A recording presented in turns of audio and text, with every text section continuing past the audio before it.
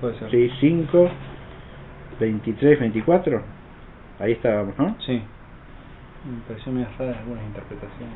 ¿Lo que leyó acá? Sí. Yo tenía una duda. El adversario, el tema del adversario. Muy el bien. Adversario? Está muy bien eso. Sí, vamos a leer ahora. ¿Qué? Cuando uno vio que hay en un texto puede haber distintas interpretaciones, Sí.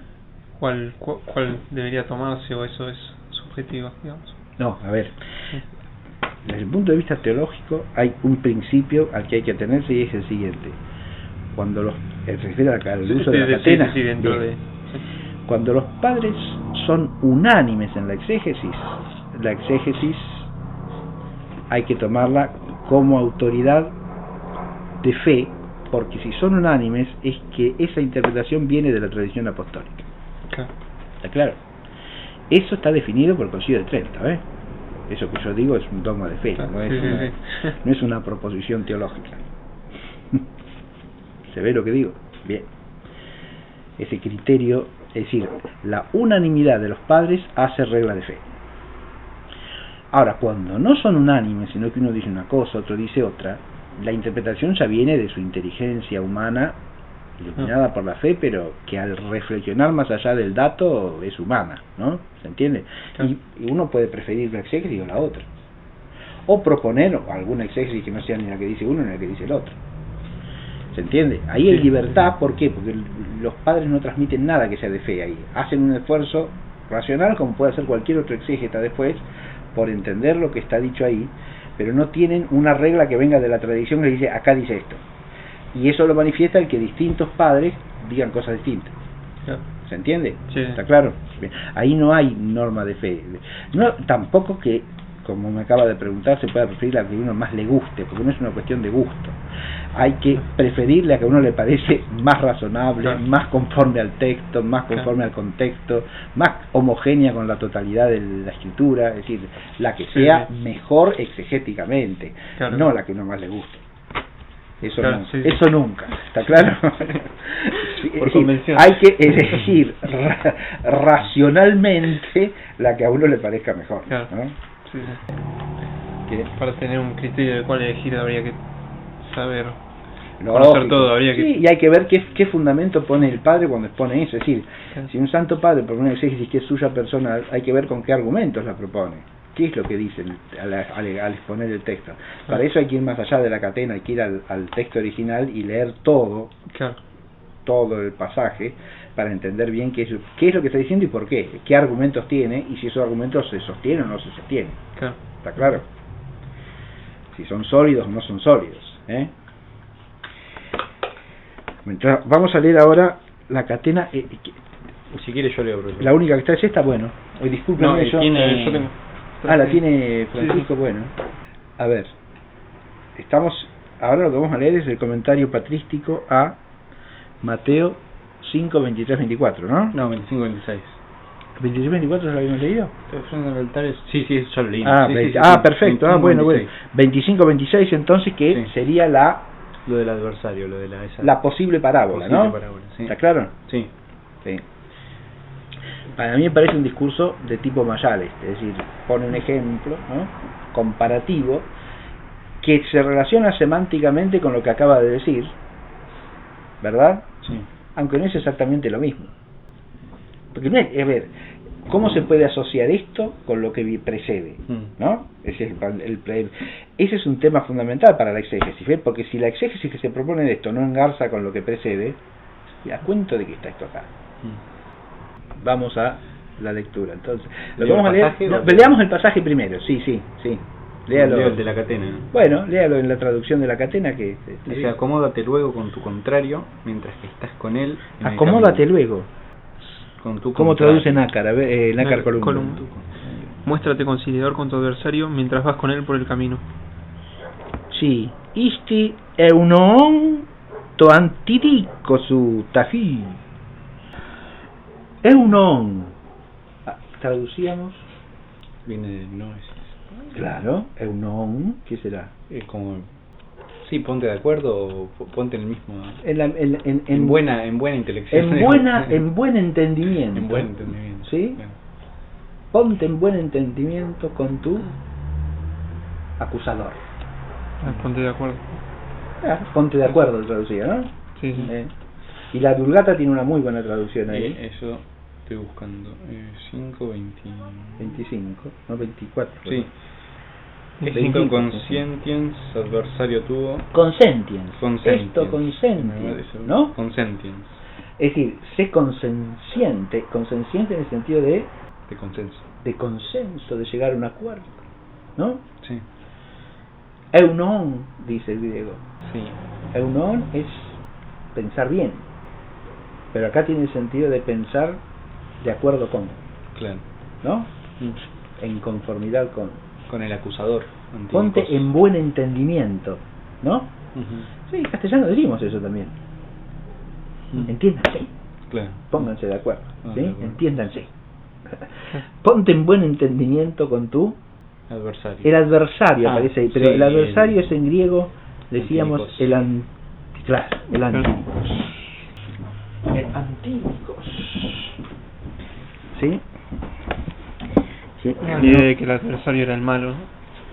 Decía el adversario daba la idea de que no, el adversario ahí difícilmente puede ser el maligno. Claro, no da la idea. Jesucristo nos está diciendo que nos pongamos de acuerdo con el maligno. Claro. O sea, bueno, hay una cadena. No puede ser él, ¿está claro? Sí. Ya vamos a ver. Pero fíjese usted que acá es el adversario en justicia, ¿no? Yo les voy a leer lo que dice el artículo.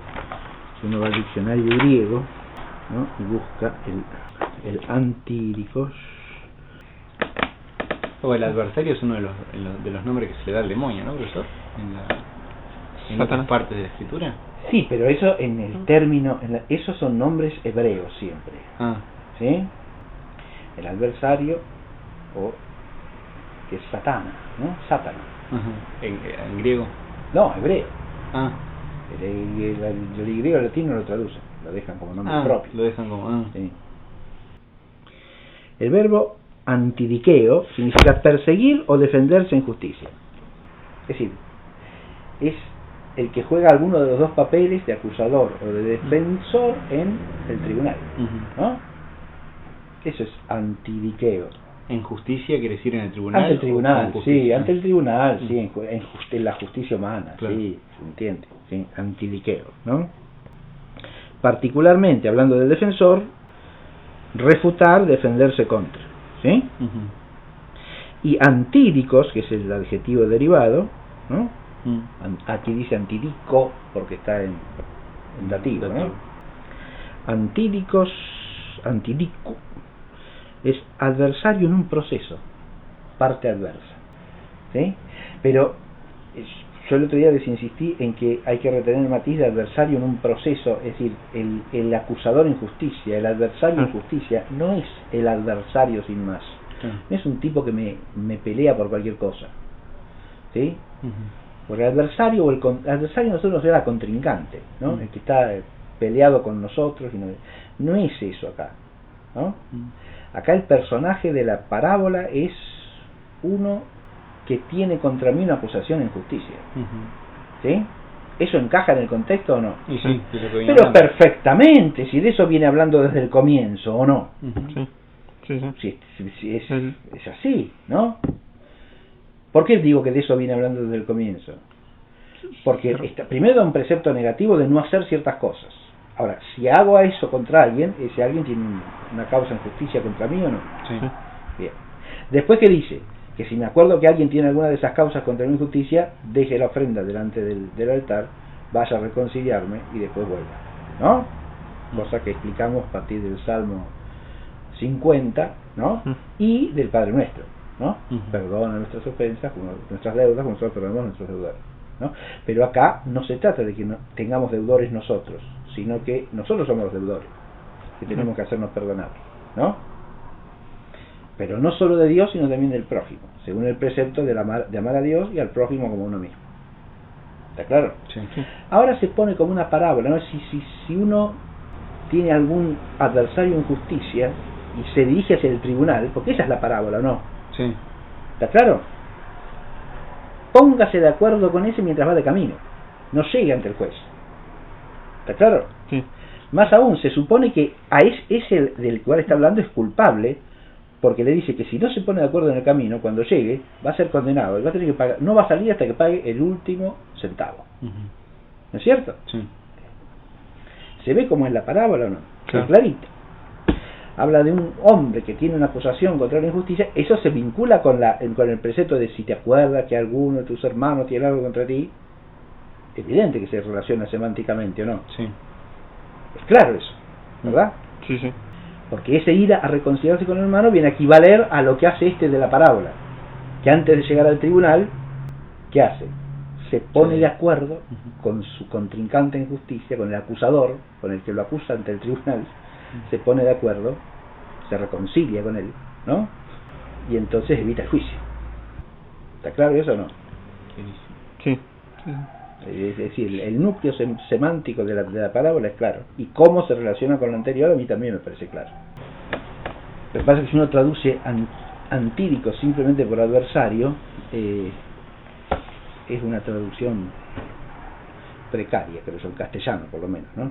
No, adversario en castellano es adversario y juega en el otro equipo de fútbol, frente a mí, qué sé yo. No es ese, no se trata del adversario con el contrincante, sino o alguien que me hace la contra, porque me lleva la contraria y que me está siempre pleiteando, no es eso, ¿no? Es el antídico, es decir, el que tiene contra mí una causa en justicia. Estamos leyendo, pero de paso la lectura nos sirve para repasar, ¿no? Ponte pronto de acuerdo con él, ¿no? Acuerda el pensamiento con él, ¿verdad? Sí. Vamos a la otra palabrita que aparece ahí, que es eunoein, ¿no? Es un verbo compuesto de noein, que significa entender, pensar, y eu, que significa bien en castellano. Sí, el griego eu equivale al castellano bien, ¿sí? Si yo digo que soy eufónico, ¿qué quiere decir? Que suena bien. Que suena bien. Eugenio, ¿qué significa? Que nació bien. Que nació bien, bien nacido. Claro. Eugenio. Eulogio. ¿Es que habla bien? Claro, que tiene unas palabras buenas. ¿Sí? Que tiene buena palabra. Buena palabra.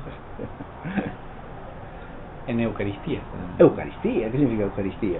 Y con buena acción de gracias, ¿no? Buenas gracias, sí. Buenas gracias, sí, buena acción de gracias. Buena acción de exacto, gracias. sí. Y el Haris es gracia, y el tía final, ¿qué es ese? Eso es una terminación de sustantivo abstracto. El tía en griego es un sufijo formativo de sustantivos abstractos. Está bien. A partir, en este caso, del verbo eucaristeo, eukaristein, ¿no? Que es dar gracias. Dar gracias bien. Dar gracias bien, claro. Es el buen dar gracias, ¿no? ¿Está claro? Eucaristein. Es importante el estudio de los sufijos, ¿no? En griego. En griego y en castellano también. También, sí, los sufijos formativos. Sí. Claro, sí, eso es, al aprender la lengua se lo aplica constantemente. Se lo aplica, ¿no? Sí, pero al porque tener por un conocimiento más en las lenguas preciso, que uno no conoce, reflexivo. claro, lógico, se plantea el problema. ¿Sí? En castellano, espontáneamente lo pensamos. Claro. Si yo quiero hacer un abstracto con absoluto, digo absolutez o absolutidad. Le doy, claro. Claro, ¿sí? Está claro. A los Heidegger. Sí, bueno, pero si se forma bien la palabra, está dentro de la norma de la lengua, no, claro. no se sale de... Claro, por menos Heidegger sabe filología, normalmente no dice disparate, pero no forma palabras mal hechas, digamos. Pero ya voy, aquí les leo lo que dice del verbo. Eunoeo, el verbo es estar de acuerdo, ser benevolente o benévolo. Trata de llegar enseguida a un acuerdo. Pone Leobratis en una frase media. Trata de llegar enseguida a un acuerdo, porque está el adverbio enseguida, ¿sí? ¿Dónde está? Sí, está aquí, ¿no? Iste unoonto antidicos sutají. ¿Sí? Ten un buen pensamiento, es decir, de ahí a benevolencia hay un paso, es decir, pensar bien del otro es ser benevolente, ¿no? Estar de acuerdo es acá básicamente, ¿no? Ser. Sí. La eunoia es eso, acuerdo y benevolencia. Así que el sentido de la frase es clarito, ¿no? Sé de buena voluntad, podemos decir también, o de buen pensamiento para tu adversario en justicia enseguida. Mientras ¿qué? Mientras vas por el camino. Sí. Mientras vas con él por el camino. Mientras, eso es. Metautu en Tejodó, ¿no? Mientras te encuentras con él en el camino. No sea cosa que no sea que te entregue al juez y el juez al alguacil y seas puesto en prisión. Que te entregue al juez, claro. Y el juez al ministro. Al alguacil, dice. Y el juez al alguacil. Claro, al ministro pone eso. Sí. Bueno, ¿y cómo traduce? A ver qué es eso. A ver, Straubinger. El juez al carcelero sería, ¿sí? ¿A quién lo entrega el juez? Alguacil de justicia está bien, es una manera española de hablar, el alguacil. Acá también dice el alguacil. Sí, claro. ¿Quién? Alonso Jekyll. Alonso. Claro, ese es el ibérico también. Sí, alguacil. Sí. Y también pone alguacil. Sí, Straubinger. Bien. Sí, nosotros no diríamos nunca el alguacil. Acá se usaba también el alguacil de justicia, que era un cargo, guardia. Un oficio de los... ¿Quién pone? Leborati guardia, claro. Leborati lo hace más. Lo acriolla. Guardia. Sí. El alguacil de justicia era uno de los cargos del cabildo, por ejemplo. Acá el alguacil. El alguacil, obviamente, si el juez dictaba sentencia contra alguien, ese alguien tenía que ser llevado a prisión o al castigo que le correspondiese por un alguacil de justicia. Claro, ¿sí? Que sería como la policía. Una cosa, sí, es un funcionario, más bien como un comisario, como un, qué sé yo, un carcelero, un guardia, como traduce aquel, sí. Yo también entendía al principio como que adversario se refería al maligno, ¿no? Al demonio, por el tema de que lo muestra como es el acusador con el adversario, si el adversario es el maligno. Sí. Además, el maligno como adversario nunca se puede llamar antíricos, porque no es un adversario en justicia, no es alguien que tiene una causa justa contra nosotros, ¿sí?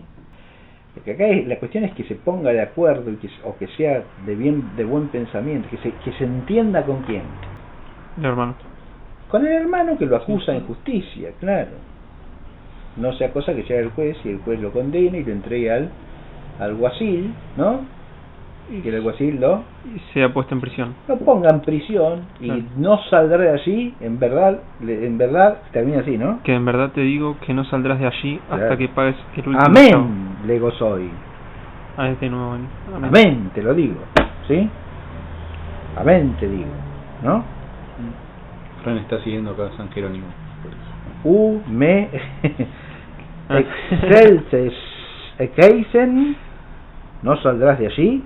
Geosanapodos ton eschaton quadranten, no saldrás de allí hasta que hayas pagado el último cuadrante, el último centavo de la deuda, ¿se entiende, no? Sí.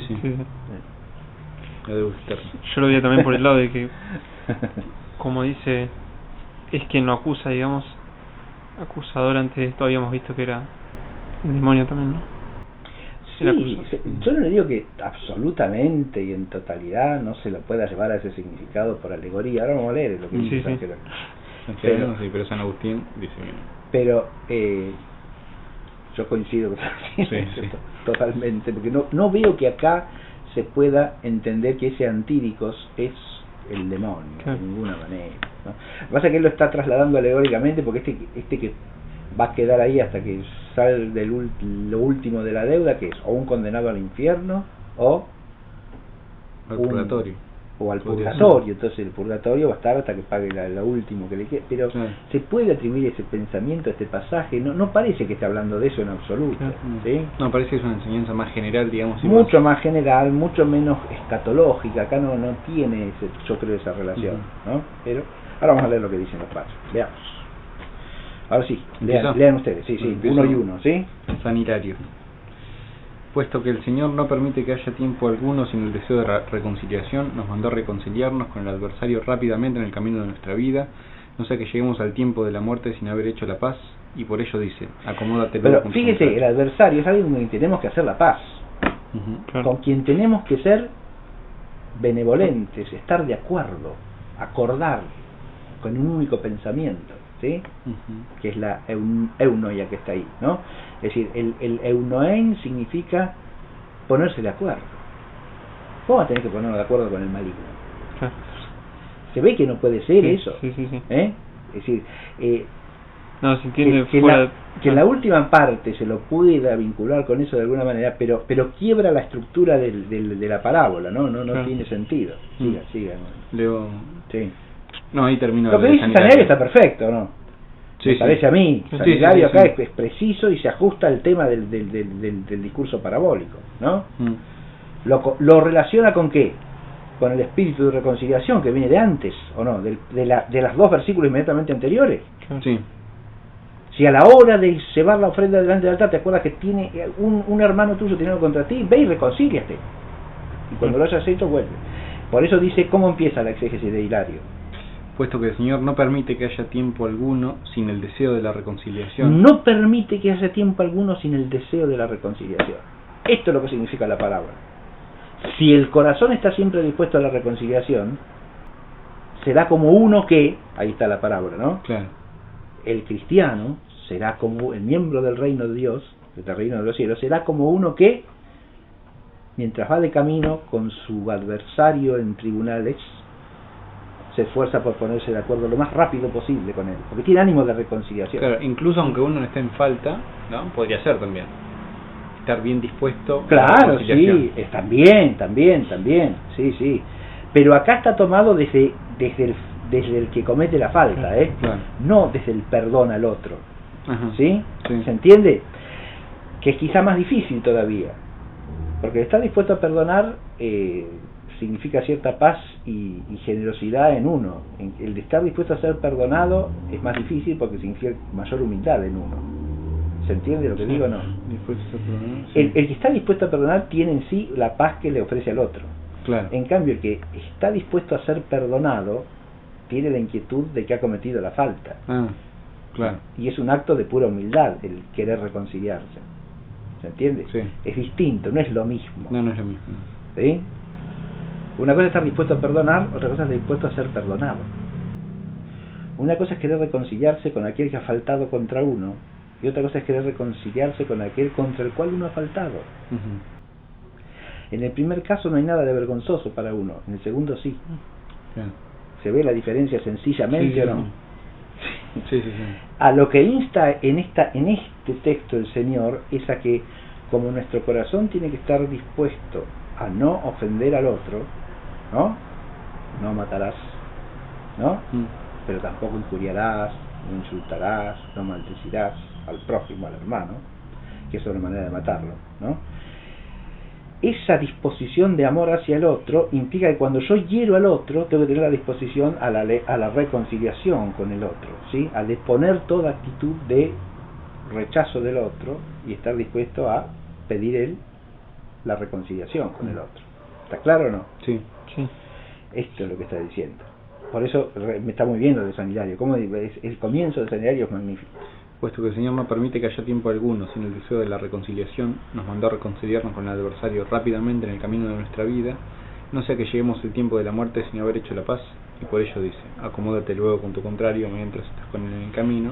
Fíjese, dice, el tiempo de la vida lo identifica con el camino, Sí. en la parábola, ¿no? Él Sí. ahí está diciendo cuál sería el significado de cada parte de la parábola, ¿no? Sí.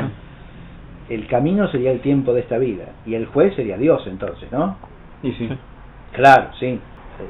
Bien, adelante. San Jerónimo. Sí, ahora le toca a usted, sí, lea Francisco. San Jerónimo, ¿qué dice? Como no tenemos en los códices latinos la palabra consequentis, No, consentience. consentience, que quiere decir benigno o benévolo. Claro. Eso. No, en los griegos se ha escrito un noun que quiere decir benigno o benévolo. ¿Cómo es el texto? A ver. Como no tenemos los códices latinos, Como no tenemos. en los Sí. códices latinos la palabra consentience, en los griegos se ha escrito eunom, que quiere decir benigno o benévolo. Ya Entiendo, saltamos Yo uno. tampoco entiendo. No entiendo la traducción. Está malísima la traducción, me parece acá, ¿eh? ¿Quiere que lo busque? ¿El latín? Bueno, fíjese. Lo- Sí, Emanuel. Pasa que, ¿dónde lo puedo buscar? Y obras completas de Santo Tomás. ¿sí? Hay un sitio que tiene todo. No tiene sentido la frase. Lo que quiere decir acá es, no sé por qué dice como no tenemos, porque en realidad tendría que decir donde nosotros tenemos en los códices latinos la palabra consentiens, en los griegos se ha escrito eunon, que quiere decir benigno o benévolo. ¿Sí? Sí. ¿Está claro o no? Sí. Ese es el sentido de la frase, no puede ser otra cosa. Es decir, donde nosotros, o cuando nosotros tenemos en los códices latinos, ¿qué es lo que dice la Vulgata o no? Usted leyó la Vulgata, ¿no? Sí. Esto consentiens, ¿o no? Sí. Ven, este es el problema de las traducciones, ¿no? Y de la edición de las traducciones, porque hay que ver si el traductor escribió eso, o esto es un error de imprenta también, ¿no? No está la computadora prendida, ¿no, profesor? Lo busco yo. Si quiere lo busco mientras. Yo lo busco. Porque esto, si no... Lea el siguiente, Francisco, porque ese es lo que Sí. estamos por ahora. Lea el siguiente. Si pensamos... ¿Quién es? San Agustín. San Agustín. Ajá. Si pensamos quién sea nuestro contrario, con quien se nos manda a ser benévolos, deberemos creer que es o el diablo o el hombre, o la carne o Dios, o su ley. Pero el diablo no parece que sea aquel con quien se nos manda ser benévolos o estar en amistad. No, claro. Donde hay benevolencia, allí hay amistad. Y nadie puede mandarnos que tengamos amistad con el diablo, ni tampoco conviene estar conformes con él, puesto que hemos renunciado a su trato y le hemos declarado la guerra, ni tampoco debemos consentir con él, porque el haber estado conforme con él alguna vez ha hecho el que caigamos en tantas miserias. Claro. Está claro eso, ¿no? Ujú. Sí. Acá San Agustín, ¿qué está descartando? Santo Tomás Que no se puede tomar como al diablo, al adversario, en justicia. Ese no puede ser el diablo, porque ¿por qué? ¿Cuál es el argumento? Fíjese, ahí da un argumento ahí. ¿Cuál es el argumento? Ni tampoco conviene estar Que no conviene estar conforme con él. Porque hemos renunciado a su trato y le hemos declarado la guerra, y porque nadie puede mandarnos que tengamos amistad con el diablo. Ni tampoco debemos consentir con él, porque el haber estado conformes con él alguna vez ha hecho que caigamos en tantas miserias. ¿Está argumentado o no? Sí. ¿Por qué no puede ser el diablo ese? Porque se nos manda Amistad. la amistad con él, la reconciliación con él, el estar de acuerdo con él o no. Sí. Claro. Y bueno, ¿eso cómo va a ser el demonio? ¿Está claro? Sí. ¿Leo el que sigue, profesor? Sí, lea el siguiente. Que es el San Jerónimo, que trata de... Ahora San Jerónimo. Ahora sí da toda la vuelta. Algunos dicen que manda el Salvador que seamos benévolos con el demonio para que no le hagamos sufrir por culpa nuestra, porque hay quien dice que debe ser atormentado por nosotros cuando consentimos en sus tentaciones. Otros dicen, con más precaución, que nosotros en el bautismo hacemos una especie de pacto con el demonio renunciando a él. Pero si respetamos este pacto, nos hacemos benévolos y conformes con nuestro enemigo, y no seremos encerrados en la cárcel. Discúlpeme, acá les leo en latín lo que dice Jerónimo, está mal traducido ahí, dice así: Proeo quod nos habemus in latinis codicibus consentiens, in grecis scriptum est eunon, quod interpretatur benevolus aut benignos. ¿Está claro? Sí, como decía usted. En lugar de aquello que nosotros tenemos en los códices latinos, consentiens, en la escritura de los griegos está eunon, que se interpreta benévolo o benigno. ¿Está claro? Tal cual, eso es lo que tiene que decir la traducción. No puede tener otro sentido. Sí, no sé. Claro. Proeo quod habemus in codicis latinis. En En lugar de lo que tenemos en los escrito en los códices latinos, a saber, consentiens, los griegos dicen eunon, que significa benévolo o benigno, ¿no? Ahora, releamos a Jerónimo ahora, este nuevo de Jerónimo que ya es. ¿Qué dice Jerónimo? Algunos dicen que manda el Salvador que seamos benévolos con el demonio para que no le hagamos sufrir por culpa nuestra, porque hay quien dice que debe ser atormentado por nosotros cuando consentimos en sus tentaciones, o por causa de nosotros, sería, no por nosotros. Claro. Ser benévolos con el demonio sería no dar causa para que sea más atormentado por habernos arrastrado nosotros al pecado. Claro. Otros dicen con más precaución que nosotros en el bautismo hacemos una especie de pacto con el demonio, renunciando a él. Sí, pero no es un pacto, es una renuncia. ¿Sí? Claro, pero si respetamos este pacto, nos hacemos benévolos y conformes con nuestro enemigo, y no seremos encerrados en la cárcel. Claro, O sea, se da cuenta es muy rebuscada.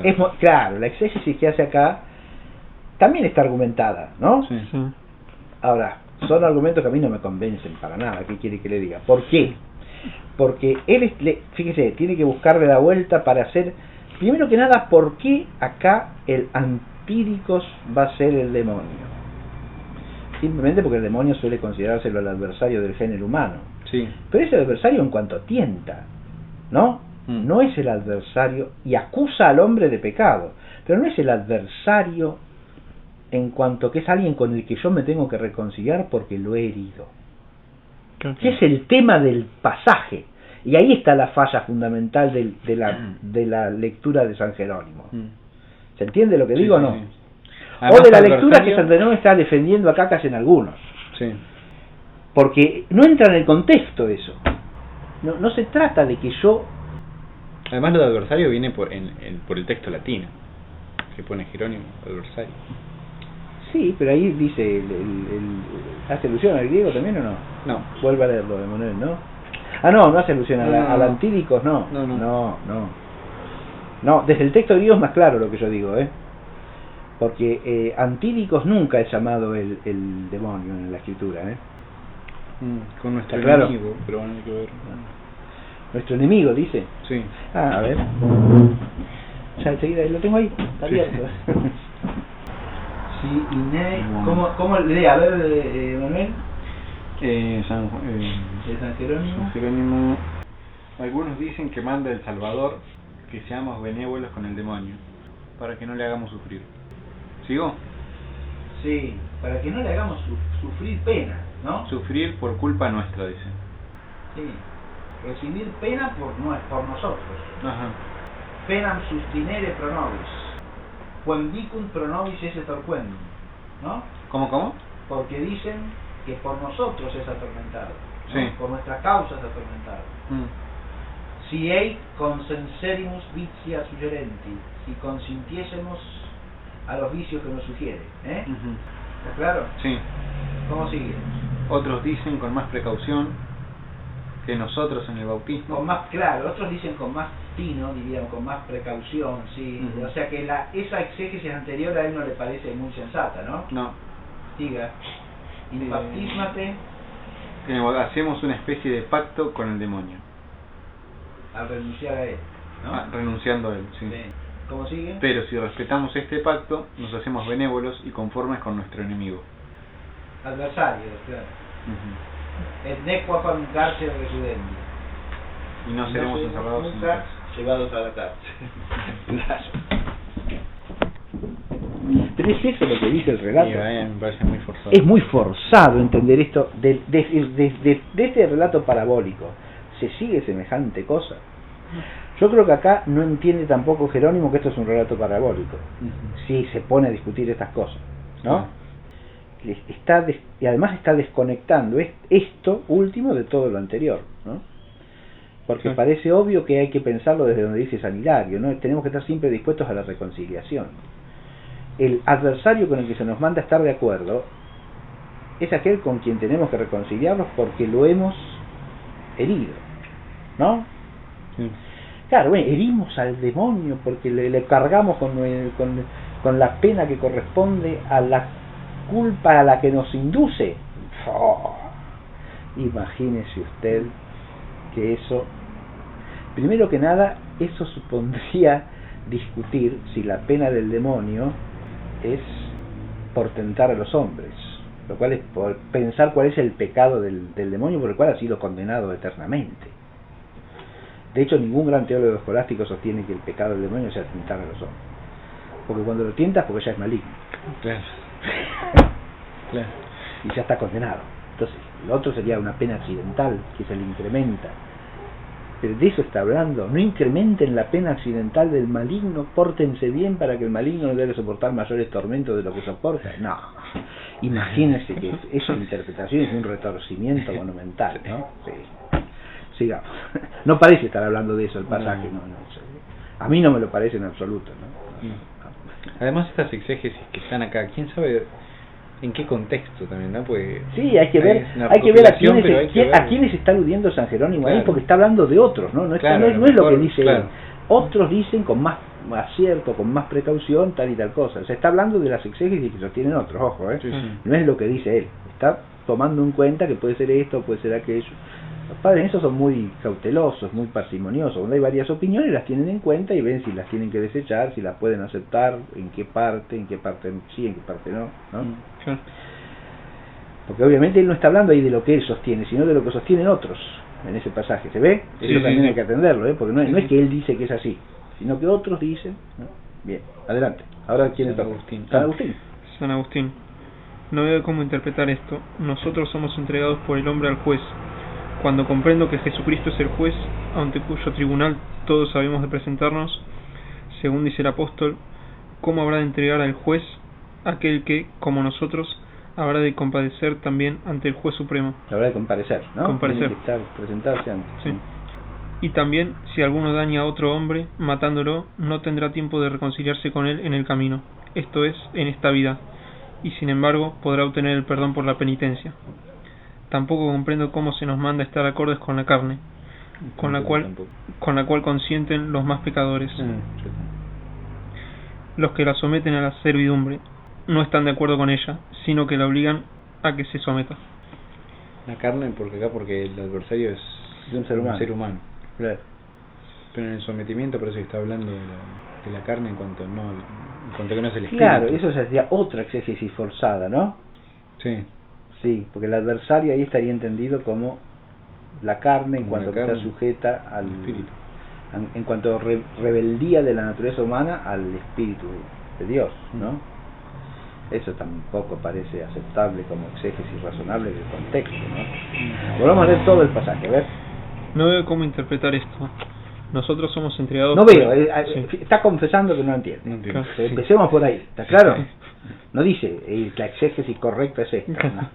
No veo cómo interpretar esto. Se plantea, entonces, a partir de esa afirmación plantea una serie de problemas. ¿Está claro o no? Bien. Eso también es importante. Si el Santo Padre dice no veo cómo interpretar esto, no es que nos está ofreciendo la exégesis de esto es esta. No, mijo, dice que no ve cómo interpretarlo. Lo primero que dice, honestamente, San Agustín, no veo cómo interpretar esto. ¿Sí? Fíjese que ninguno de los dos, ni Jerónimo ni Agustín, en estos pasajes que estamos leyendo, parte de la idea de que esto sea una especie de relato parabólico que se aplica por analogía a la situación de la que se viene hablando. ¿No? ¿Se entiende? Lo entiende como un discurso directo. Y de ahí viene, creo, todo el problema exegético que tienen, y no saben para dónde ir. Sanidario nomás es el que... Sanidario, al encadenarlo directamente con todo lo precedente, parece entenderlo más bien así. ¿Sí? Antes... ¿Me explico lo que estoy diciendo o no? Sí. Porque si usted entiende que esto es una parábola, sería una comparación. Es decir, procedan al modo en que procedería, ¿sí? Pero eso que hace es un relato que es como una especie de cuento imaginario, ¿no? De una persona que se encuentra en esa situación. Bueno, así tenemos que hacer nosotros, pero en relación con el hermano y con Dios. ¿Está claro? Sí. Ahí el antidico. ¿Cuál es la razón de la analogía, digamos? Que en el relato hay uno que es acusado de injusticia por otro y es culpable, ¿o no? Eso es lo que enlaza, fíjense, con lo anterior, porque está hablando de nuestro herir al hermano, ¿no? Y de nuestra obligación de reconciliarnos con el hermano con el que hemos herido. Claro. Por eso toma esta parábola o hace este relato parabólico. ¿Se advierte? Sí. Que no es que acá esté hablando directamente de lo que hay que hacer, o esté hablando en un sentido directamente alegórico, como lo interpretan tanto San Agustín como San Jerónimo en estos pasajes que estamos leyendo. ¿Se advierte? O sea que no es alegórico. No, la parábola en principio es al revés. El sentido alegórico que se le atribuye es un sentido recto, como si acá Jesús estuviese dando un precepto, ¿no? Sí. Pero que lo hace alegóricamente, es obvio, porque dice, habla de pagar el último centavo, sí. Entonces hay que entenderlo en sentido espiritual al precepto. Pero esto no es un precepto. Esto es una comparación para ilustrar el precepto que acaba de dar. ¿Se entiende o no? Sí. Si no es lenguaje directo, es lenguaje figurado. Es un mayal, pequeño, brevísimo, pero para mí clarísimo. ¿Está claro lo que digo? El mayal implica alegoría o modo metafórico de hablar, porque es una comparación implícita, ¿no? Es decir, Claro. La situación del cristiano es parecida a la de ¿qué? A la de uno que fuese de camino hacia el tribunal con el que lo acusa en justicia. ¿Y qué tiene que hacer ese? Ponerse lo más pronto posible de acuerdo con el que lo acusa para evitar la acusación, para suprimir la causa de la acusación. Si no, será llevado al tribunal, será condenado y tendrá que pagar hasta lo último. Claro, pero no es que hay que buscar una interpretación en cuanto a quién es el juez o quién es el No, alguacil. no parte por parte. Claro. Porque una cosa es decir, la comparación es con toda la situación. ¿Se ve eso o no? Sí, sí. Claro. No hace falta encontrarle un correlato a cada elemento. Cuando es así, ¿cómo se llama?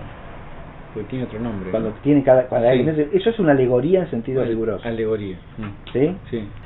Donde Si cada no es una metáfora. si no es una parábola o Ah. es un relato parabólico o Ujú. un mayal. Sí. El mayal admite elementos alegóricos, a veces los tiene. Ajá. ¿Se entiende? Sí, sí. Y es claro que los tiene. En este caso, la alegoría Es más general, digamos. no solo la aplicaría del todo, salvo al final, en el sentido de que el juez parece ser alegóricamente Dios, ¿no? Ujú. ¿Se entiende? Sí. O sea, el juez viene a estar en el lugar de Dios que juzga y con la justicia de Dios estaría ahí en lugar del juez ese, ¿no? Ante cuyo tribunal se dirigen estos dos. Pero si en el camino se ponen de acuerdo, ya está. Desapareció la causa de la acción ante el tribunal, ¿no? Sí. Del litigio, diría Ujú. el jurista romano. Ya no hay causa litigandi. Ujú. No hay causa de litigar, se acabó el litigio. No Claro. hay más litigio. Claro, pero es cierto que no es... ¿Se entiende? Sí, sí. Pero ¿quién planteaba el litigio? El ofendido. Si yo me reconcilio con el ofendido mientras voy de camino, el ofendido ya no es más ofendido. Ujú. ¿Está claro? Sí. ¿Se ve? Pero tampoco ¿O no? es claro, si uno lo interpreta, porque uno podría interpretar que, bueno, no, si me reconcilio con quien ofendí, no es necesaria la confesión, supóngase, sacramental. No, eso está Bueno, fuera ahí del sería, contexto, claro. está fuera del tema eso, Claro. no, porque acá, a ver, que la reconciliación con el prójimo sea ajena a la reconciliación con Dios, no lo dice nunca el texto. Claro. Más bien presupone lo contrario. Por eso yo lo llevé al precepto en la clase anterior de amar a Dios por sobre todas las cosas y al prójimo como uno mismo. Pero en el hermano se reconoce la presencia de Dios. Por eso el término hermano es fundamental en este pasaje, Sí, sí. ¿no? Y por eso el insultar al hermano o el maldecir al hermano equivale al homicidio, decíamos, ¿no? Sí, sí. Claro. ¿Con quien se manda reconciliaciones con el hermano también o no? A ver, retrocedamos. Al 23. Si vas pues a presentar una ofrenda ante el altar y allí te acuerdas de que tu hermano tiene algo contra ti, O al del Fosu, ¿sí? Ujú. O al del Fosu, tu hermano, ¿sí? Siempre es el hermano. Es la reconciliación con el hermano de lo que se trata acá, Ujú. ¿no? Y en el Mayal, ¿qué se ejemplifica? Bueno, a dos personas cualesquiera que van de camino hacia el tribunal. Y uno tiene una causa de injusticia contra el otro. Entonces el otro, el acusado, ¿qué tiene que hacer? Procurar cuanto antes reconciliarse. Rápidamente reconciliarse. Ahí está la razón, digamos así, la razón de la analogía, ¿no? Por la cual viene a cuento la comparación. Porque si no, va a ser condenado. Y va a tener que pagar hasta el último centavo, que quiere decir que va a tener que estar en el purgatorio hasta que... No se trata de eso. Bueno, es más es una como... Es una comparación más global, Claro. ¿sí? Ujú. Es así, Ujú. tratar de encontrarle a cada partecita un sentido, eso es un problema y San Agustín confiesa que no puede salir de ahí, Claro. que no encuentra la interpretación. Léate, empiece de nuevo con el texto de San Agustín, ya creo que va a quedar claro lo que dice, ¿no? no veo cómo interpretar esto. Nosotros somos entregados por el hombre al juez. Cuando Claro, comprendo que porque Jesús... hay sí. un hombre que tiene contra otro un pleito y lo lleva ante el juez humano también en la parábola, no es Dios el juez de la parábola, ¿no? ¿Se entiende? Sí, sí. Cuando comprendo que Jesucristo es el juez, ante cuyo tribunal todos habremos de presentarnos, según dice el apóstol, ¿cómo habrá de entregar al juez aquel que, como nosotros, habrá de comparecer también ante el juez supremo? No es que el otro me entrega al juez. Me entrega al juez la falta que yo he metido contra el otro, con el que no me he reconciliado. Es la vigencia de la falta que he cometido contra el otro sin pedirle perdón y sin ponerme de acuerdo y reconciliarme con él, ¿no? Sin reparar con él mi falta. Claro. O sea, olvídate, eso es lo que me pone ante el juez, no que el otro me lleva ante el juez. ¿Para qué entender que el otro me lleva ante el juez? El otro me lleva ante el juez, tenemos que ir los dos porque el juez nos cita. Claro. ¿Sí? No es que el otro, que es otro ser humano, que también él tendrá que comparecer por sus propios pecados, pero si en la relación entre él y yo, el que ofendí fui yo, el pecador soy yo, no el otro. ¿Sí?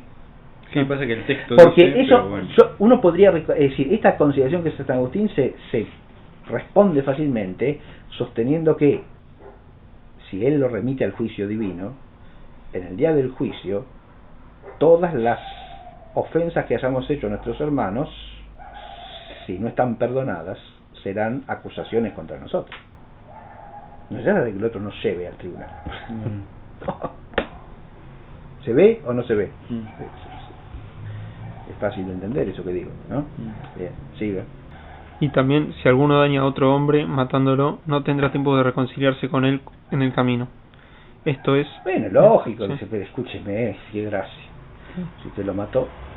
Pero es que precisamente el tema de todo este pasaje no es que hayamos cometido homicidio, ¿no?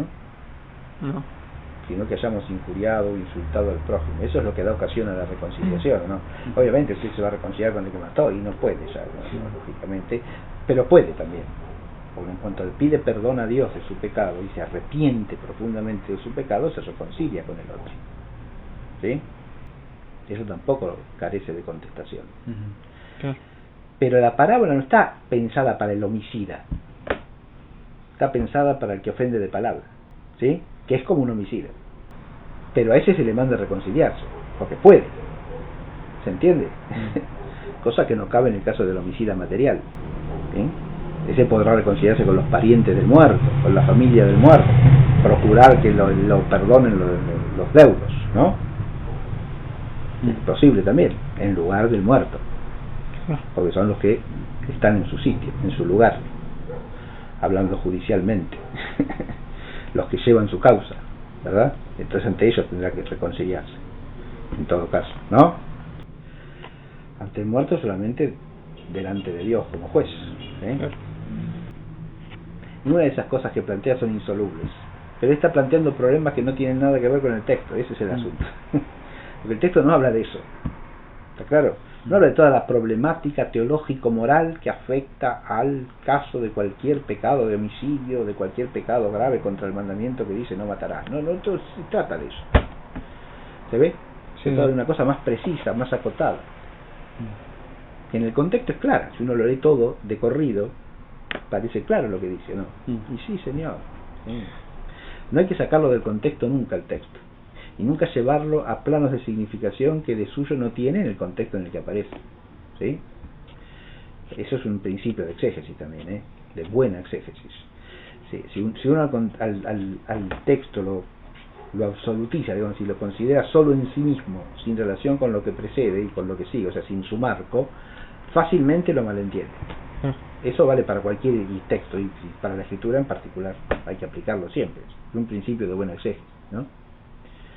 De todo lo que ya hemos leído, el único que aplica ese principio bien es San Hilario, ¿sí?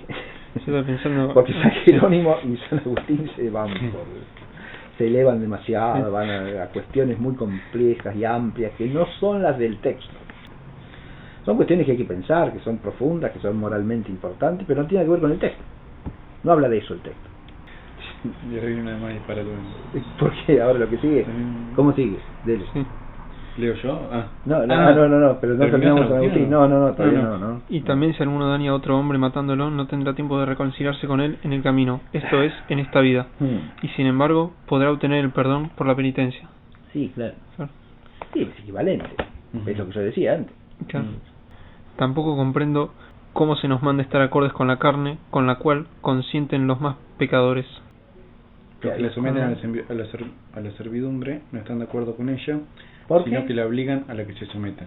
Los que la someten a la servidumbre no están de acuerdo con ella, sino que la obligan a que se someta.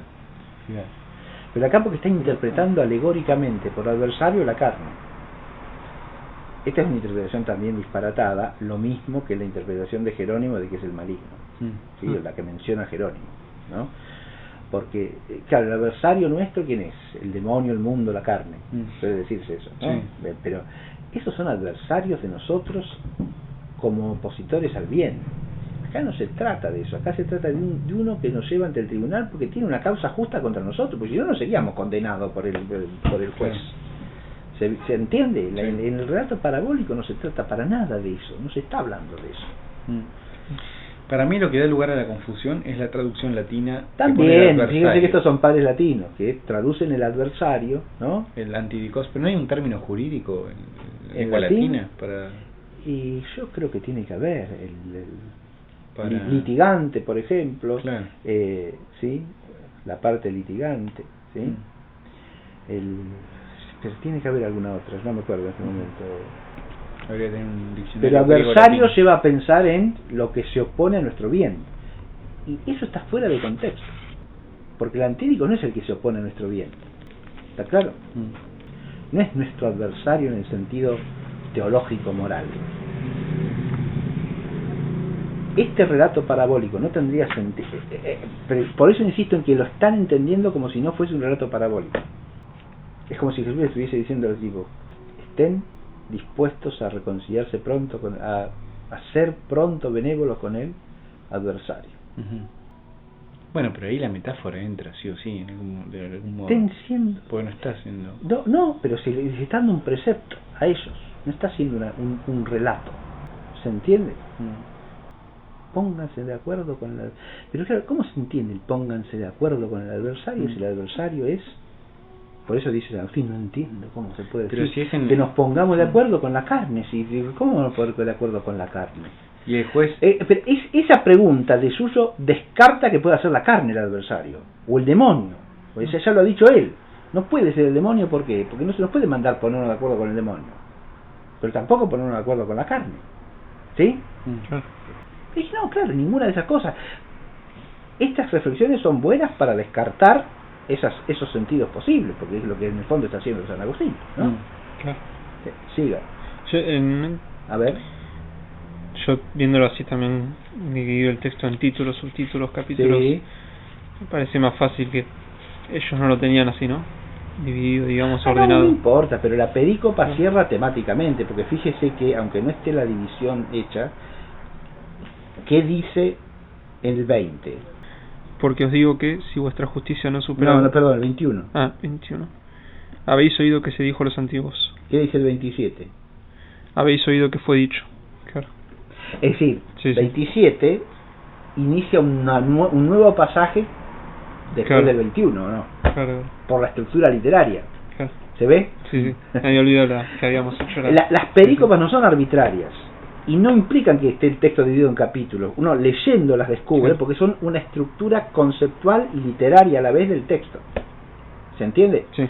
Yo encuentro ahí un paralelismo constructivo, se llama así, eso, ¿no? Es decir, literario, estilístico, porque lo que va a ser todo esto que estamos examinando, que lo leímos todos juntos, ¿se acuerdan? Sí. Es una exposición de diversos preceptos según el principio de yo no he venido a abolir ley y profetas, sino a darles plenitud, ¿no? Ahora, habéis oído que se dijo tal y tal, mas yo os digo. Claro. ¿Está claro? Cada vez que empieza habéis oído que se dijo, es un nuevo precepto. Claro. Entonces, todo lo que está entre un habéis oído que se dijo y el habéis oído que se dijo siguiente es una perícopa, porque es una unidad temática. Claro. ¿Se ve? Sí. Acá no hemos salido del primer asunto. Estamos todavía en el no matarás. ¿Se entiende? Sí. Pero el no matarás en el sentido nuevo y profundizado en que el Señor nos lo hace ver, que no es el homicidio en sentido material, sino el matar de palabra al hermano. ¿Se entiende? El herirlo de palabra. Y eso nos hace a nosotros homicidas. Pero homicidas que podemos reconciliarnos. Tenemos que reconciliarnos. Se nos manda a reconciliarnos. Sí. Con urgencia. Sí. Y 2 veces. Primero en el mandato, que tiene que ver, que está inspirado para mí claramente en el Salmo 50, ¿no? No es sacrificio lo que tú quieres, que ofrezca un holocausto, no lo querrías, mi sacrificio es un espíritu contrito, un corazón contrito y humillado, tú no lo desprecias. Señor, sé benévolo en tu favor para con Sion, reconstruye las murallas de Jerusalén. Entonces te serán aceptos los sacrificios rituales, ofrendas y holocaustos, sacrificios de justicia, decía, ¿no? Sí. Ofrendas y holocaustos sobre todo altar se inmolarán novillos. ¿Está claro? ¿Está clarito eso? Sí, sí. Pero primero está en condición de ofrecer el sacrificio por la contrición, por la penitencia. Claro que es la penitencia lo que está en juego acá. Que Jesús oriente la penitencia a reconciliarse con el hermano, lo que quiere decir es que según el precepto de amar a Dios y amar al prójimo, en sentido cristiano, nuestro arrepentimiento delante de Dios tiene que ir acompañado del arrepentimiento del hermano al que hemos ofendido, ¿o no? Sí. ¿Está claro eso? Así de simple, también, de sencillo. Una cosa es inseparable de la otra. Bien, sigamos, hay más, ¿no? Sí. Sí. ¿Cómo puede San Jerónimo? ¿Cómo puede meterse la carne en la cárcel si no está de acuerdo con el alma, siendo así que el alma y el cuerpo han de ser aprisionados juntamente, y el cuerpo no puede hacer nada si el alma no le obliga? ¿De vuelta? Sí. ¿Cómo puede meterse la carne en la cárcel si no está de acuerdo con el alma, siendo así que el alma y el cuerpo han de ser aprisionados juntamente, y el cuerpo no puede hacer nada si el alma no le obliga? De nuevo, acá estás hablando de la carne, ¿por qué? No sé. Por el adversario. Por el adversario, pero... Claro, sí. Pero no hace sentido en el fondo esto, ¿sí? No, de nuevo están hablando de otra cosa, ¿sí? Sí, no sé de dónde saldrá esta. A esto hay que ver, sí, sí. ¿Por qué es esto? Sí, hay que ir a los textos originales, ¿eh? Sí, adelante. ¿Paso a otro? Sí. Siga, ¿cuál es el que sigue? San Agustín. No, Agustín. Bueno. No, porque es muy cortito y Fran está leyendo todo lo que... Bueno, sí, lea el que sigue, Manuel. Sí, así se distribuye, se lo reparte mejor, sí, está bien. San Agustín dice: ¿acaso lo que se nos manda es estar unidos a Dios, de quien nos hemos separado pecando, y que desde entonces resulta nuestro adversario, resistiéndonos según estas palabras? Dios resiste a los soberbios. Acá busca un texto del Antiguo Testamento, ¿no?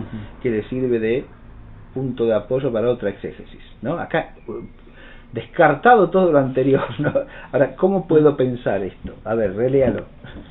¿Acaso lo que se nos manda es estar unidos a Dios? ¿Acaso? Ojo, de nuevo lo propone como una conjetura, no dice, dice esto el texto.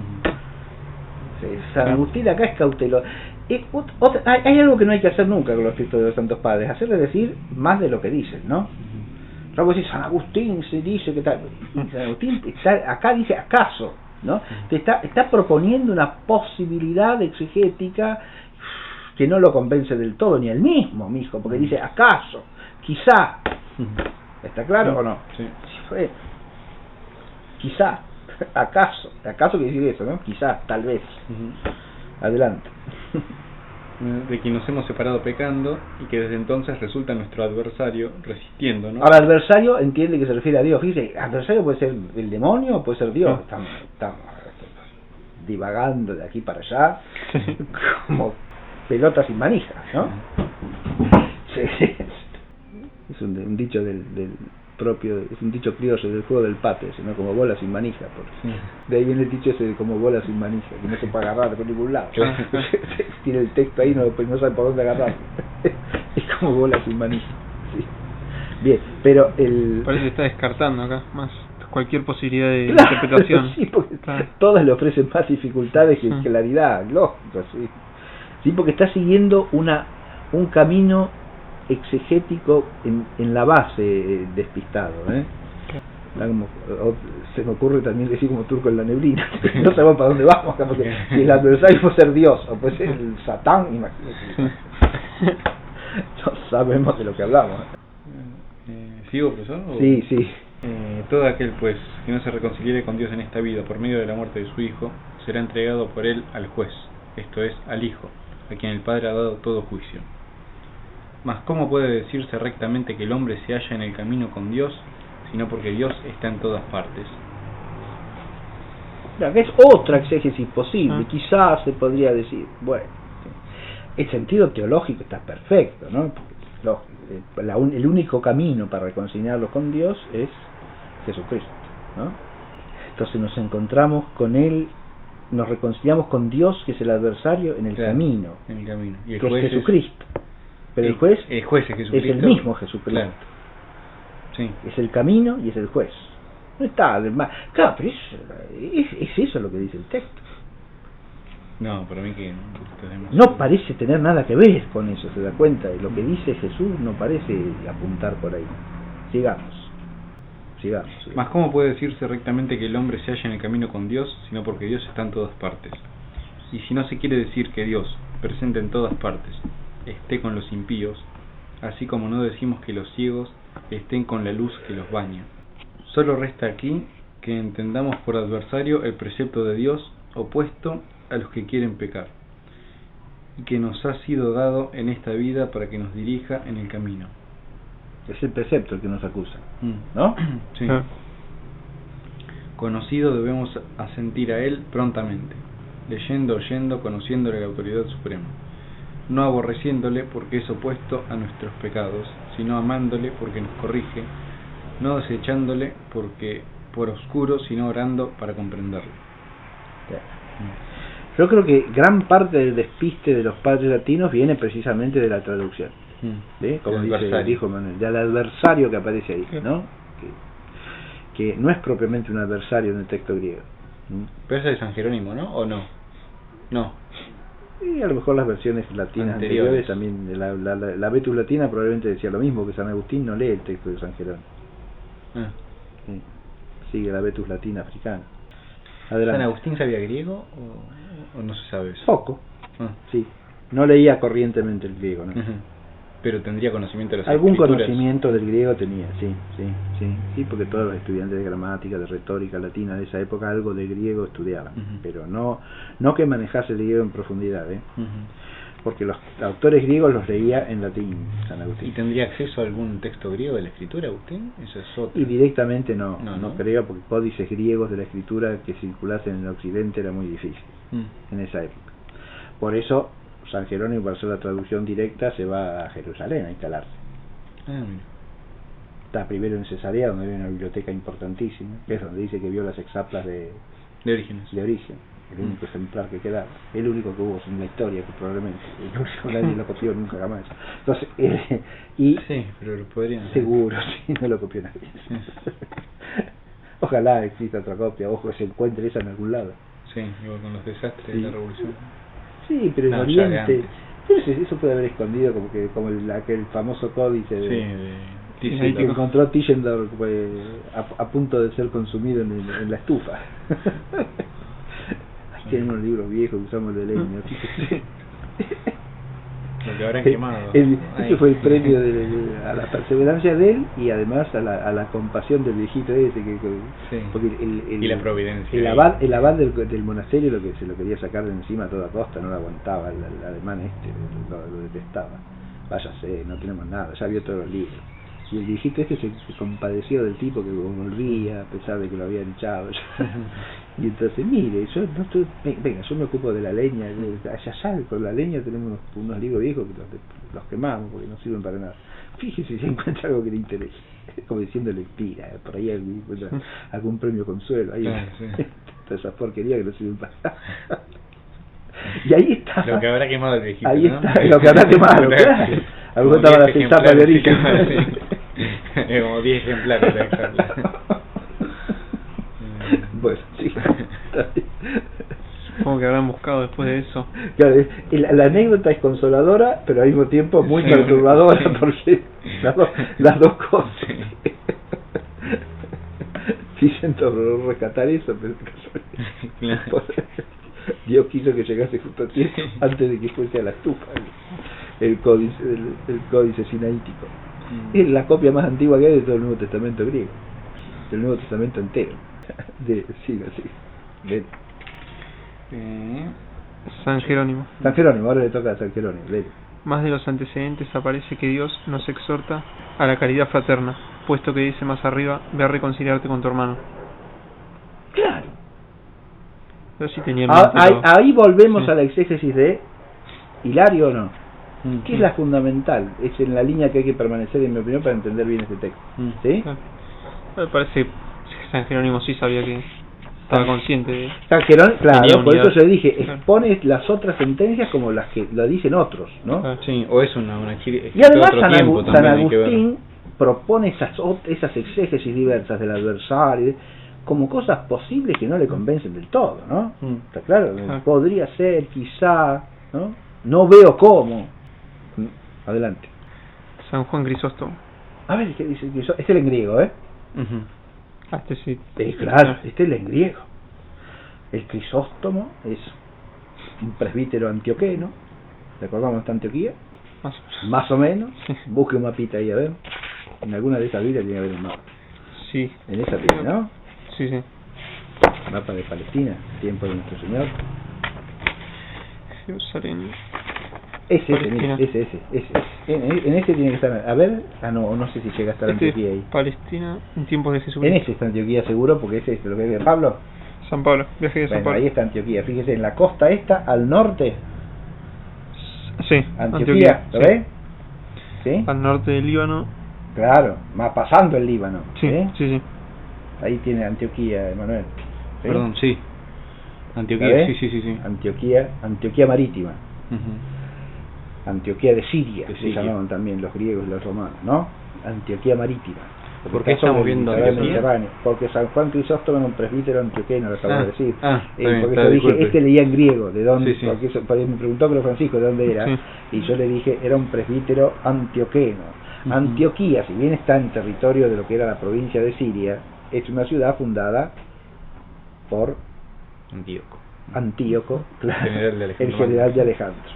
Y era una ciudad helenística como Alejandría, donde la población hablaba griego. ¿Sí? Perdón, no, Antíoco no era... ¿Era el padre del general? ¿O algo así ¿De había? cuál? ¿Del general de Alejandro Magno? Puede Algo ser, así sí. explicó usted la vez pasada. Antíoco No sé si era en es referencia a eso. sí, Antíoco es el padre de, ¿cómo se llama el otro?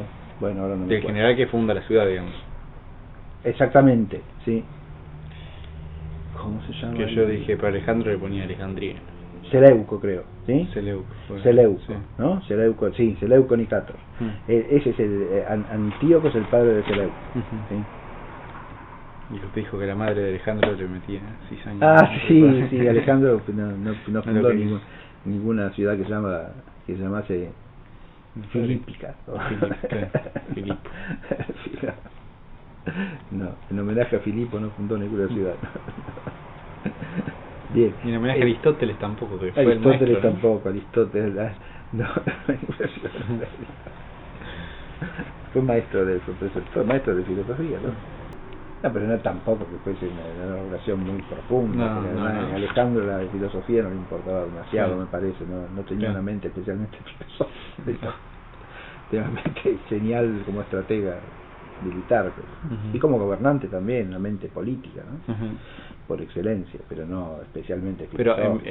No es que no lo haya justo atendido, o- era un hombre inteligente, No, sí. ciertamente, que le habrá oído las lecciones de Aristóteles. Y además le supongo que las lecciones serían de política y de De ética. filosofía, de ética, claro, sí, básicamente, porque a un príncipe No le le va a va a estar hablar de- explicando El ente en cuanto ente, No. entonces, no, probablemente no. en potencia y electo.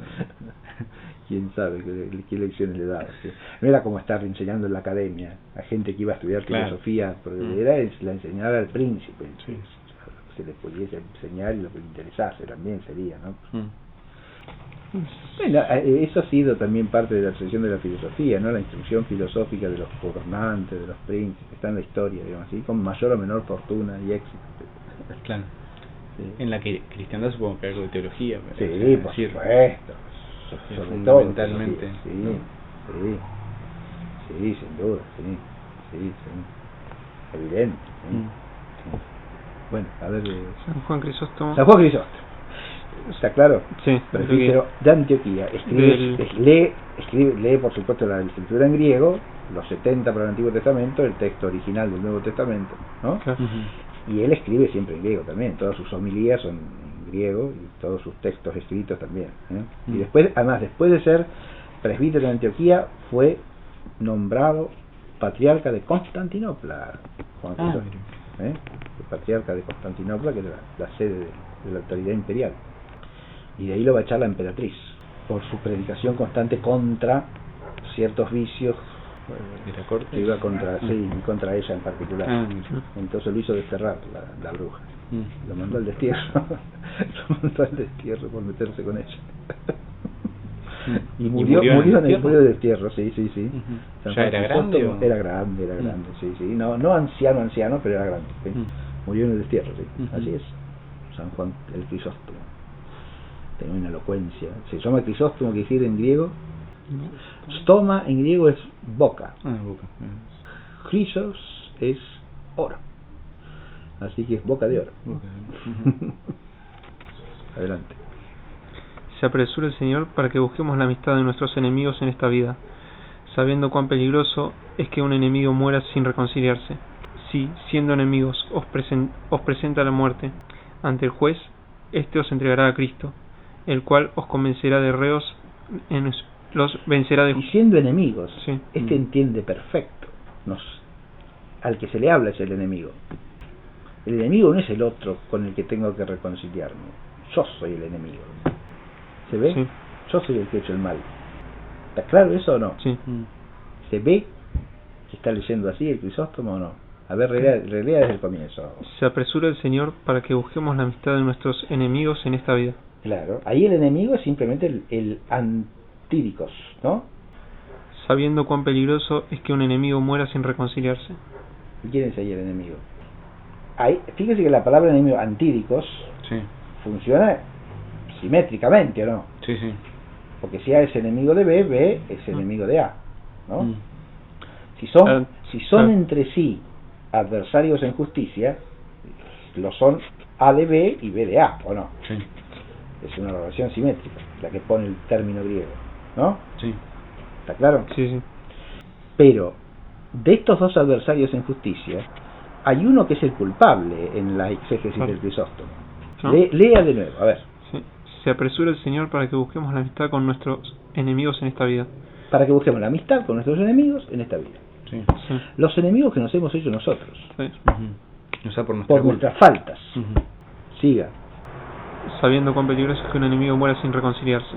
Que un enemigo muera, Sin reconciliarse. eso seríamos nosotros, ¿o no? Claro. Si no nos reconciliamos con aquellos a quienes hemos hecho el mal. Siga. Si, siendo enemigos, os presenta la muerte ante el juez, esto Siendo enemigos, Ujú. Claro. os presenta la muerte ante el juez. Siga. Este os entregará a Cristo, el cual os convencerá de reos en su juicio. Claro. ¿Está claro o no? Sí. ¿A quién Sí. os convencerá? ¿Quién A os ustedes, convencerá?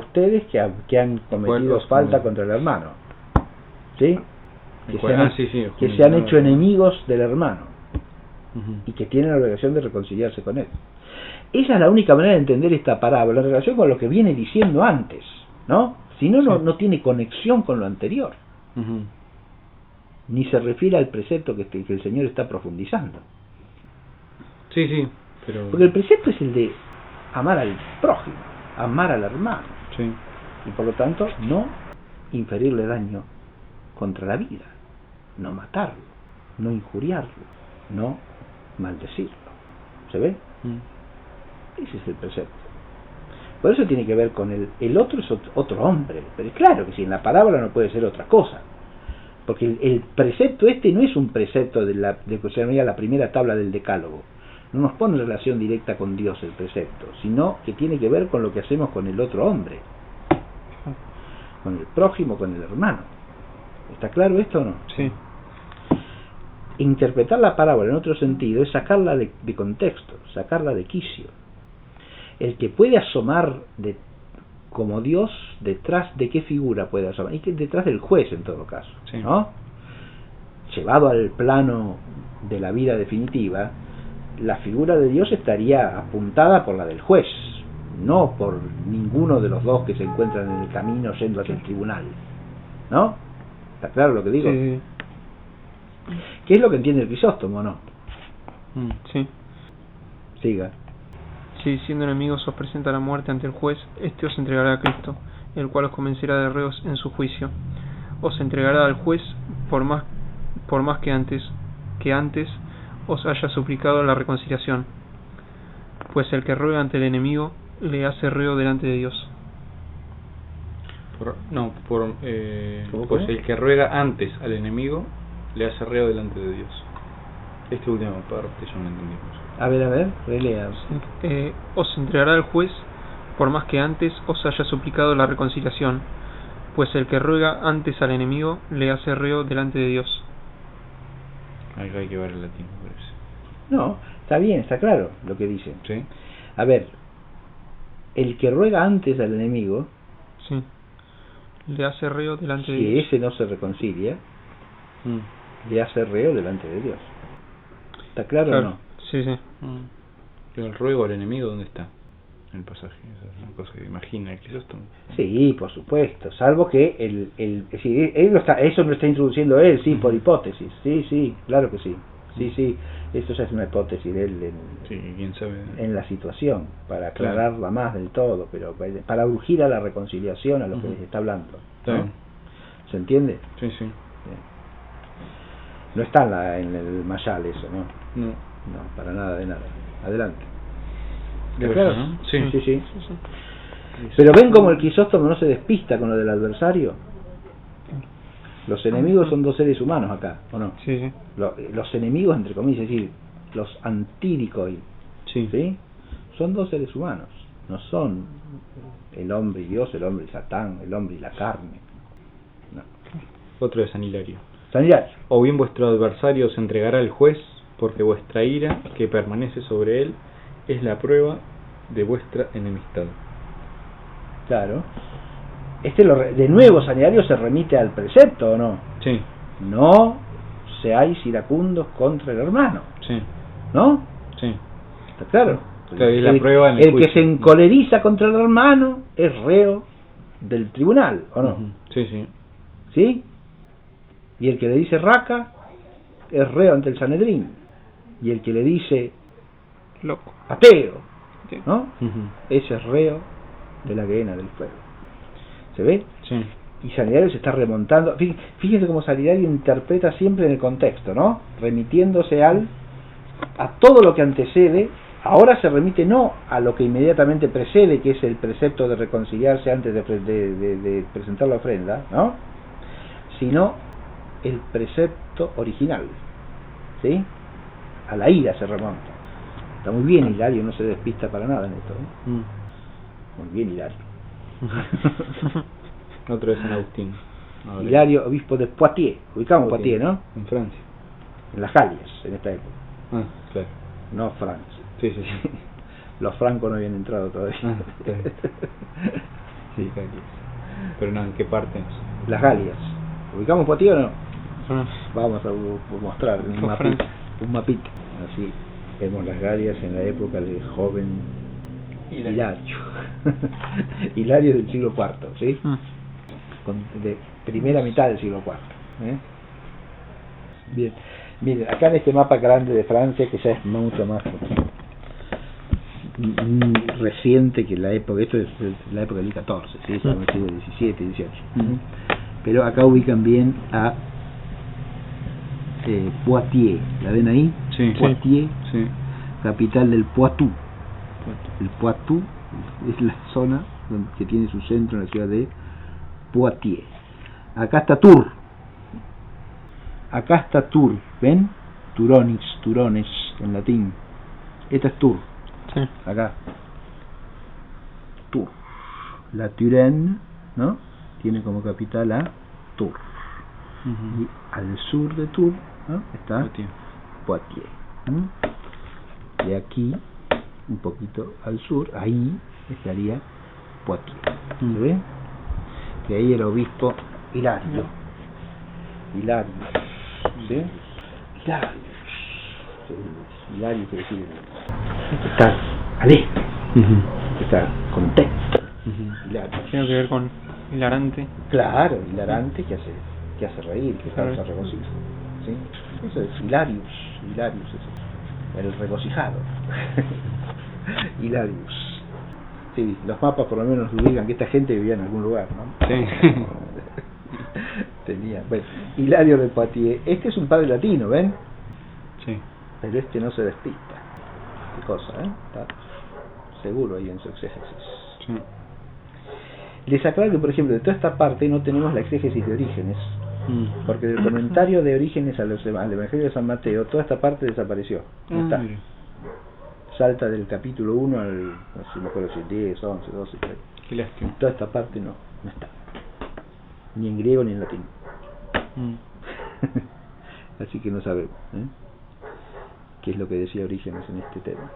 Que sería, siempre es bueno saber lo que dice Orígenes porque es un exégeta de primera, muy sólido, muy profundo, y es probable que Hilario de alguna manera siga a Orígenes.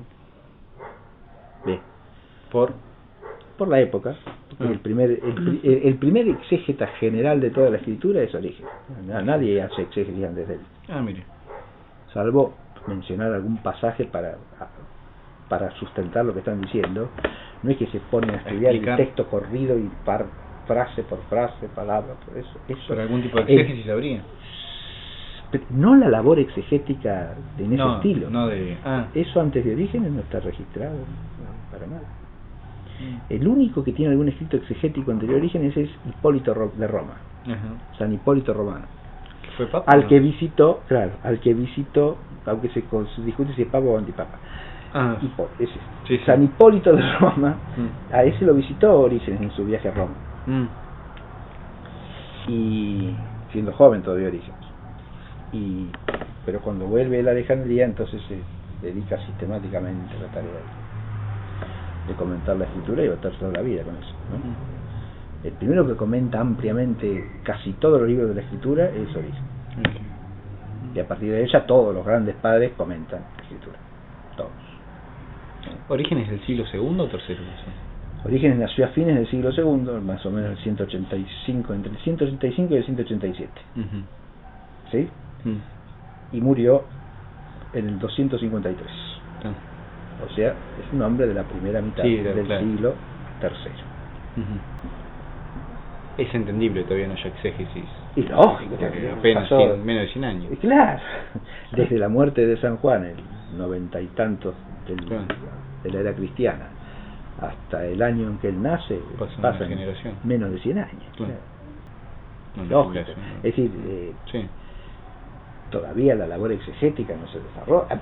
Diríamos que más bien es una maravilla que exista exégesis en ese momento. Que alguien se ponga a comentar todos los libros de escritura. No tiene parangón histórico eso. Dice que los comentarios a la escritura en la tradición del Antiguo Testamento tardan muchísimo en empezar a aparecer. Y no hay ningún exégeta sistemático, no existe ninguno tampoco. Hay algún autor que comenta tal libro, tal otro libro, y ya muy próximo a la época de nuestro Señor Jesucristo. Antes, nada. Y en otras tradiciones culturales, los escritos que se consideran sacros tardan siglos y siglos en ser comentados. Por ejemplo, los comentarios a los escritos védicos, que son en la India, ¿no? Los comentarios a los Vedas, que son los Upanishad. Los Vedas se supone que son de alrededor de entre 1500 y 1000 antes de Cristo, ¿sí? Y los Upanishad se empiezan a poner por escrito recién, más o menos, para el siglo sexto, quinto antes de Cristo. Empiezan a aparecer. Y uno cuando dice el primero, antes no hay, no es que pasó mucho. Es decir, es el primero porque claro, antes de eso, más bien es asombroso que exista un comentarista así de todas, un siglo después de que se cierra la escritura. Y que haya copiado también, pues la copia de la escritura. Sí, eso es del Antiguo Testamento.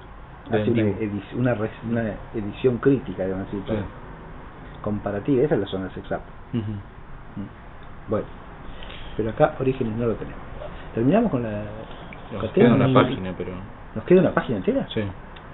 A ver. Son cortitos la mayoría igual. Leamos. San Agustín. San Agustín. Entiendo que ese juez es Cristo, por el que el Padre dio todo juicio al Hijo. Porque ese ministro... Por ese ministro entiendo el ángel. Sí, y los ángeles, dice, le servirán. Claro. Otro pasaje. Y en efecto, creemos que vendrá a juzgar con sus ángeles, por lo cual añade, el juez te entregará al ministro.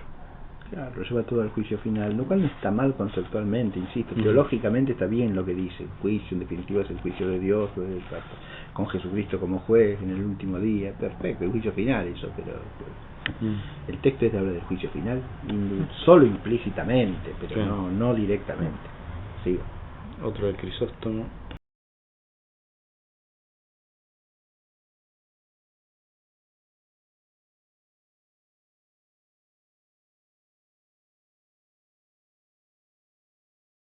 Y serás metido en la cárcel.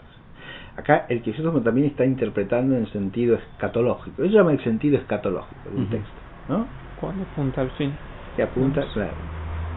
Ese sentido en Orígenes se llama sentido anagógico.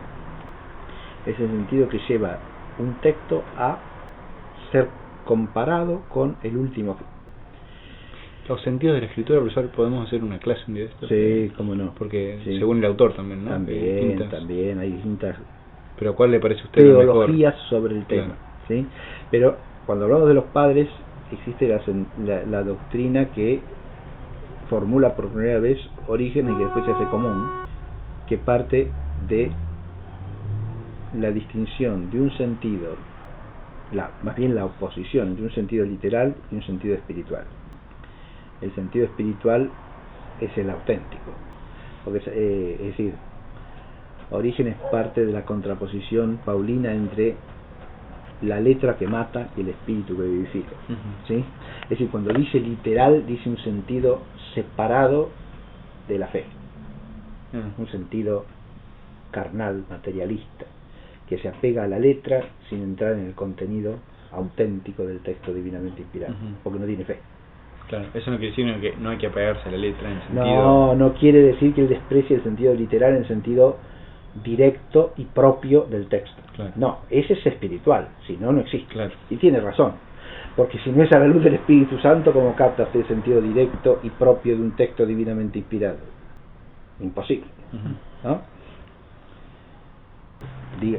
Lea ahí un poquito más y ya te deja. Si no terminamos de leer, profesor. Sí, terminamos de leer esto y ya. San Agustín. Sí. Entiendo por cárcel las penas de las tinieblas, y para que ninguno desperdicie esta cárcel, añade: en verdad te digo que no saldrás de esa cárcel hasta que no pagues el último cuadrante. Claro. Fíjense ustedes que acá hay algo que aparece casi como común, y es el reflejar lo que hemos llamado esta parábola, ¿no? Darle un sentido último escatológico, lo cual es perfectamente afín al sentido del texto, ¿no? Sí. Porque una vez que uno entendió que es una parábola, que esta parábola en su comparación nos remita al fin de la existencia humana y al juicio definitivo, eso parece bastante razonable, ¿no? Porque está implícito eso en el texto. Así que si uno de ahí saca una proyección hacia lo escatológico, eso está perfectamente bien, ¿no? Es una aplicación posible del texto que está implícita en el texto, en el modo de hablar de la parábola. ¿Sí? Sí. Adelante. Cuadrante es una moneda, San Jerónimo. Cuadrante es una moneda que vale 2 minutas, lo cual equivale a decir no saldrás de la cárcel mientras no hayas expiado hasta los pecados más pequeños. Ahí ya lo pasa al sentido también escatológico, ¿no? San Agustín, leo uno más. Esta expresión se pone aquí para significar que nada se deja sin castigo, así como decimos esta expresión por lo de cuadrante. Así como decimos cuando queremos expresar que una cosa ha sido ejecutada de modo que no queda nada para hacer, hasta la es. Claro. O significan con el nombre del novísimo cuadrante los pecados terrenos, puesto que la tierra es el cuarto, novísimo o último de los elementos. Claro. La palabra pagar significa la pena eterna, y la manera de expresarse hasta que debe tomarse en el sentido que esta otra frase: siéntate a mi derecha hasta que ponga a tus enemigos bajo tus pies. Y claro es que su reino para siempre, ¿no? Sí. Claro que su reino no terminará cuando someta a sus enemigos, y así debe entenderse hasta aquí: no saldrás de ahí hasta que no pagues el último cuadrante, como si dijera que nunca saldrá de allí, porque pagará siempre el último cuadrante mientras duren las penas eternas debidas a los pecados de su vida. ¿Qué? ¿Se ve? Y hay 3 más de San Juan Crisóstomo, 3 seguidos. A ver, Crisóstomo. leamos al Crisóstomo ahí. Si haces las paces en esta vida, puedes recibir la remisión aún de las faltas más graves. Pero una vez condenado y metido en la cárcel, no solo te exigirán suplicios por los pecados graves, sino que también de una palabra ociosa, lo que puede entenderse por cuadrante. Nosotros los Hasta graves, de los ¿no? mínimos pecados. Ah, está bien. Hay uno de San Hilario acá entre San medio. Hilario. Ah, ¿sí? Sí, y 2 de San Juan Crisóstomo. Bien.